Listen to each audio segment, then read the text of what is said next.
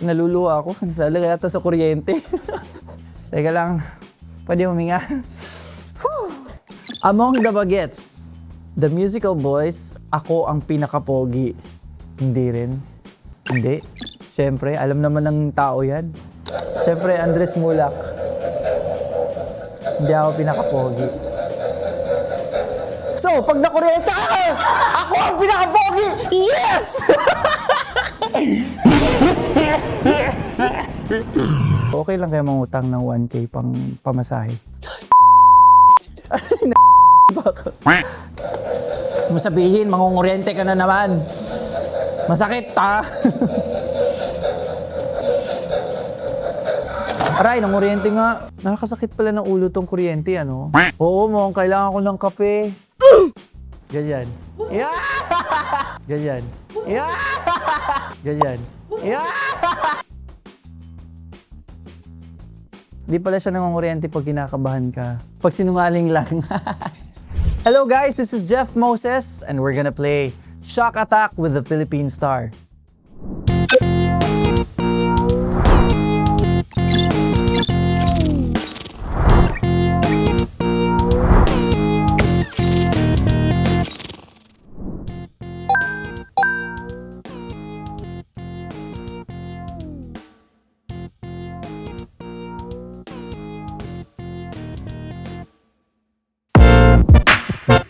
Babasahin muna natin yung tanong at sasagutin natin ng, siyempre, with all honesty. Char! Para hindi tayo makuryente. May nakatampuhan ka ba sa set ng Bagets the Musical? Ooh, medyo mainit-init nga yung mga tanong dito eh. No? Pero wala, siyempre. Hello? Nakakatakot lang yung eto. Wala akong katampuhan doon. Sobrang namimiss ko sila, love ko silang lahat. Matagal ba to? Wala. Wow! So Oo. how was working with them? Masaya. Sobra kasi, well, most of us na bago pa lang sa craft, sa musical, sa teatro, grabe din talaga yung adjustment na ginawa namin and we're lucky enough and we're very grateful for na patient sila sa amin, na tinuturuan nila kami kung paano, may guidance talaga. Masaya kami na katrabaho sila and masaya ako na sobrang bait nila towards me and every one of us. Pero balita ko doon hindi na makulit. Hindi rin. Mabait ako. Pero sabi nga nila, ewan ko, parang para sa sarili ko, normal na to eh. Kaya kabahan kayo, charot. Hindi, ito na. Pangalawang question. Si ate, excited makuryente ako. Certified, pinakamakulit ako sa Bagets Boys. O, kakatanong lang. Oo. O, diba? Dapat shark attack eh. Yung pang shark yung ano. Oh! Kuryente! Oh, so hindi ako yung pinakamakulit.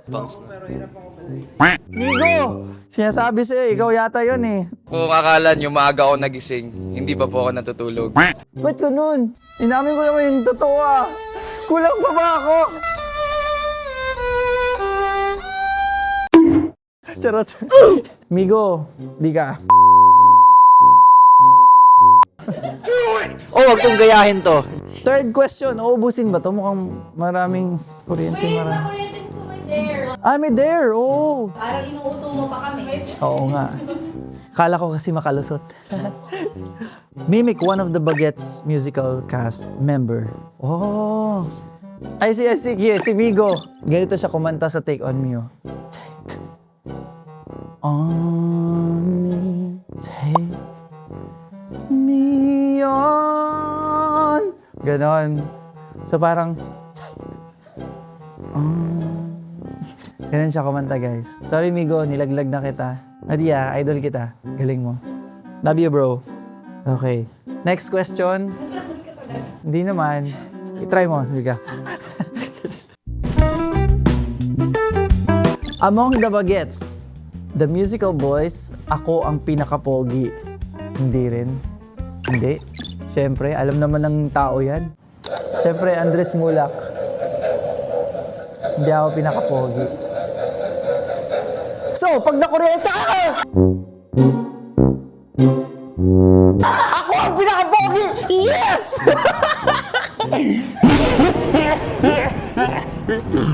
alam nyo guys, baguhin natin yung title nito. Ano to siya? Honest Teller. Charay. Honest Attack. Woo!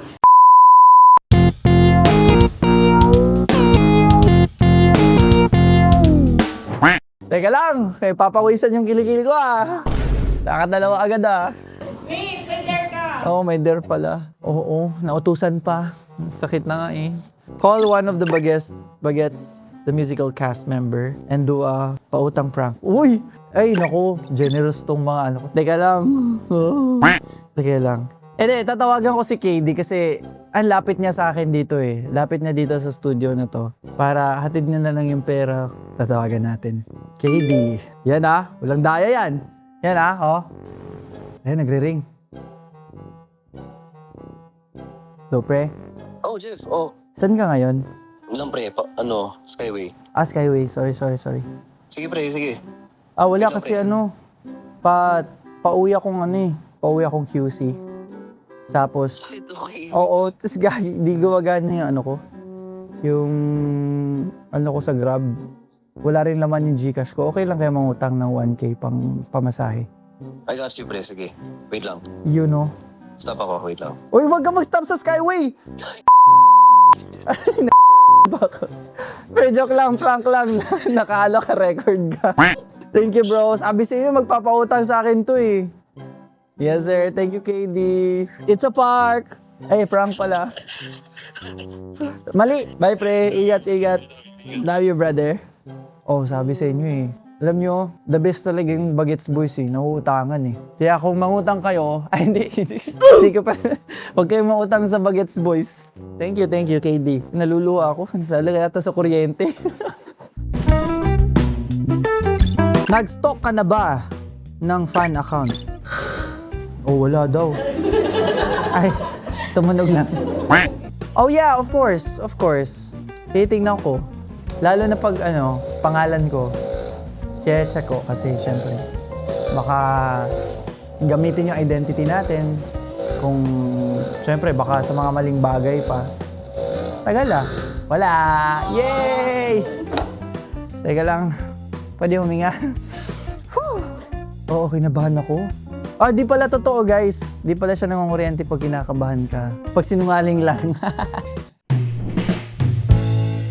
Marami-rami pa. Do you currently have a special someone? Parang mali yata ito eh. Hindi na.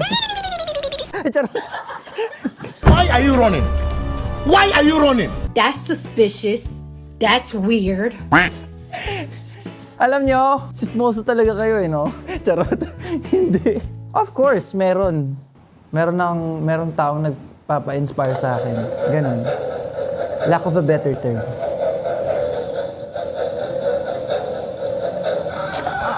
Bakit ganon? Sabi na nga ng totoo, kukuryente niya pa ako. Dear pa. So cute! Tignan natin. Do a freestyle dance for 10 seconds. Okay. Music! Charot.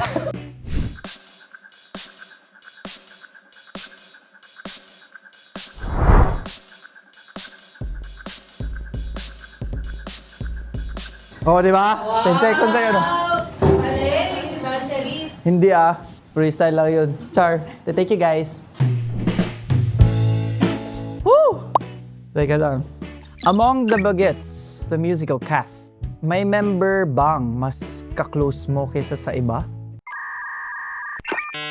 Ha? Oo. Ha? May member bang mas ka-close mo kaysa sa iba?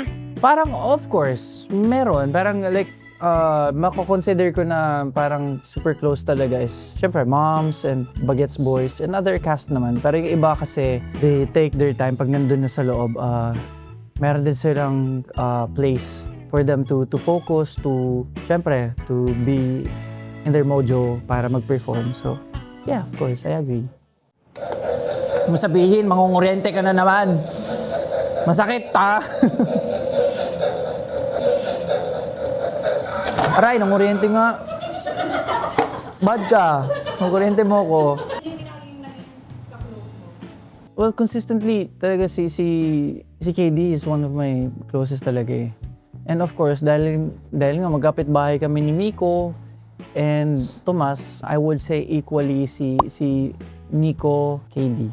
Yeah, syempre, Tomas. Kasi kami magkakasama. Aso kaya kayo laging nagpo-cover? Yep. So yun, sila lang din yung lagi na malapit, kumbaga. But don't get me wrong, close ko lahat ng Bagets Boys. Like, super.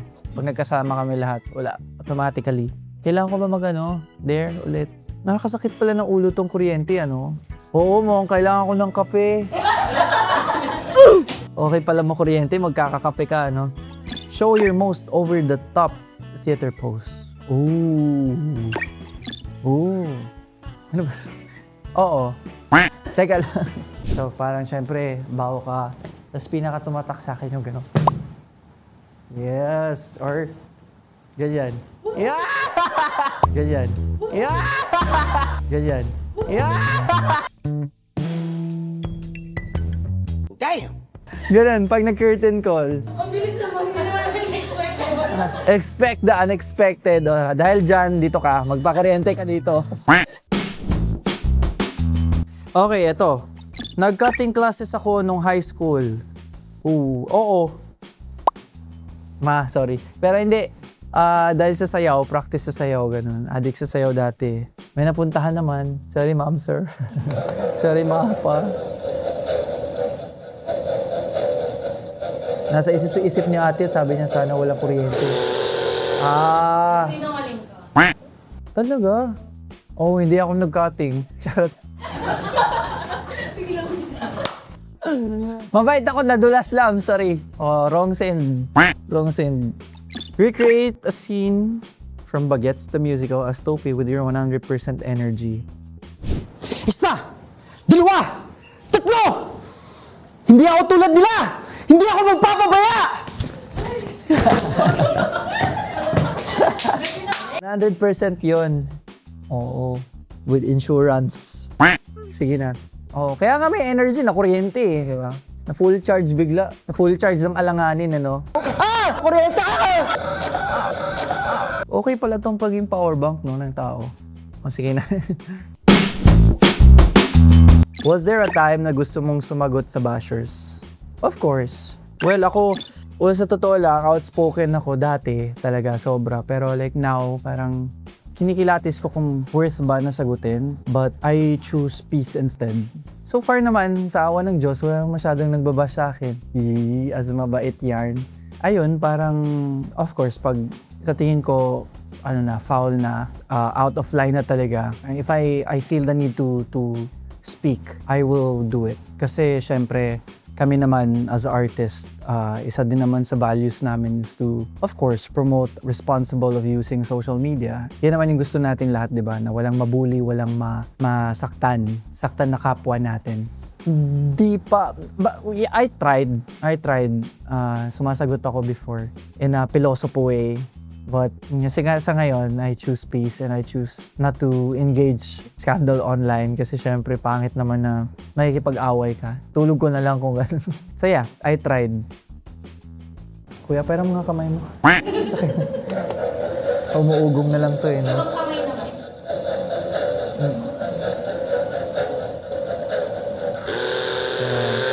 Mababait ka doon, hindi ka na sumasagot.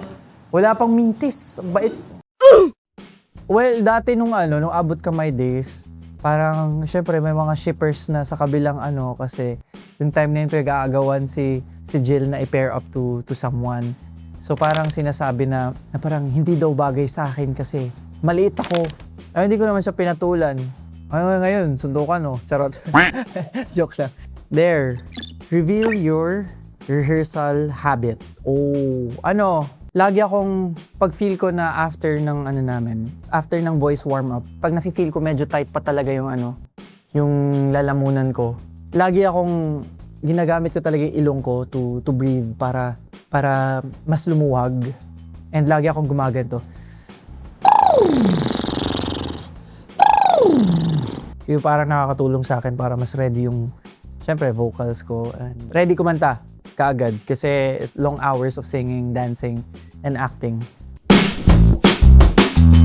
Oh, isang last one. Nagka-crush ako sa co-star ko dati. Parang wala naman. Wala naman. Ay, oo.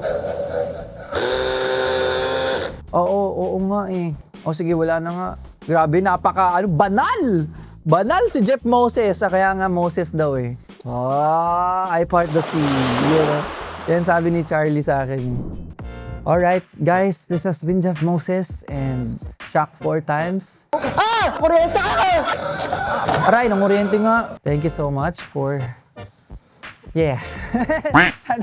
sana panoorin nyo, i-like nyo, i-subscribe nyo tong video na to.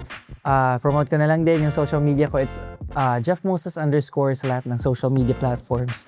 Thank you so much sa panonood and sana na-enjoy kayo na kuryentehin ako. Thank you so much for your time. Siyempre, magkakape muna ako. Nahilo ko eh. Thank you.